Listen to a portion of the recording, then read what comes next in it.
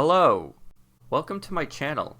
Here I will teach you what I think are important verbs for when you start to learn Japanese. The list I have here are everyday verbs that we all do. Here in this video you can learn how these verbs are pronounced and how they are used with example sentences. However, you won't be able to learn much pitch accent from this video with the verbs because I am still learning pitch accent myself. However, I will provide in the description of this video what I think are the best dictionaries you can use, and some of the dictionaries you can learn pitch accent. Each verb, I will provide the verb in their present plain forms and polite forms, and each verb their kanjis. For the example sentences, I will display the verbs in their polite forms, since the polite form is, in my opinion, very important to learn. Also, please take note of the placement and the particles being used with the verbs, because particles in Japanese grammar is very important to learn. And you have to learn which particle correctly goes with which verb. Well, okay, let's get started. Let's learn Japanese. Number 1, hanasu, hanashimasu. Watashi wa Nihongo o hanashimasu. I speak Japanese. Number 2, kiku, kikimasu. Watashi wa ongaku o kikimasu. I listen to music. Number 3, taberu, tabemasu. Watashi wa hashi de tabemono o tabemasu. I eat food with chopsticks. So please take note of the particle de in this sentence. This particle indicates usage. So in this example sentence, particle de explains that I am using chopsticks to eat food.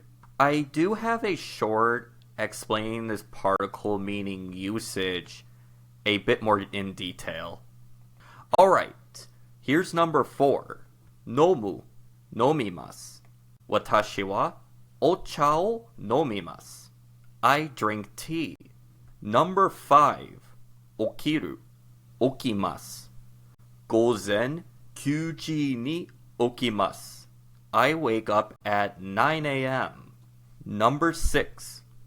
Neru, nemasu. Gogo, 8時に nemasu. I sleep at 8 p.m. Number 7. Yomu, yomimasu. Watashi wa本を読みます. I read a book. So I have to point something out here real quick. Here, I have two similar sounding verbs. You have nomu and yomu. Both these verbs end in a hiragana mu, but their meanings are completely different. I want to point that out so you don't get these two verbs mixed up. Number 8. 勉強する、勉強します. 私は日本語を勉強します. I study Japanese. This is what you call a compound word. To best explain this, here we have the noun 勉強, meaning study. In Japanese, there are a lot of nouns that are of Chinese origin, and they can take the verb suru, meaning to do. It's like taking a noun and turning it into a verb. For an example, here is the noun 勉強, meaning study. But we can't use two nouns with an object particle with no verb. So that is where suru gets added to nouns like 勉強. And when you add 勉強 plus suru, you now get the meaning of to study. I hope this makes sense. I do have two more compound words in this video, which one of them I will use a little differently, but that is coming up. Alright, let's continue. Number 9. Miru, mimasu. Watashi wa terebi o mimasu. I watch TV. Number 10. Kaku. Kakimasu. Watashi wa pen de tegami o kakimasu. I write a letter using a pen. Number 11. Unten suru. Unten shimasu. Watashi wa kuruma o unten shimasu. I drive a car. One of the meanings of unten is driving. Plus, put suru with the noun unten suru, meaning to drive. Number 12. Here we have another compound word with an example sentence. Undo suru, undo shimasu.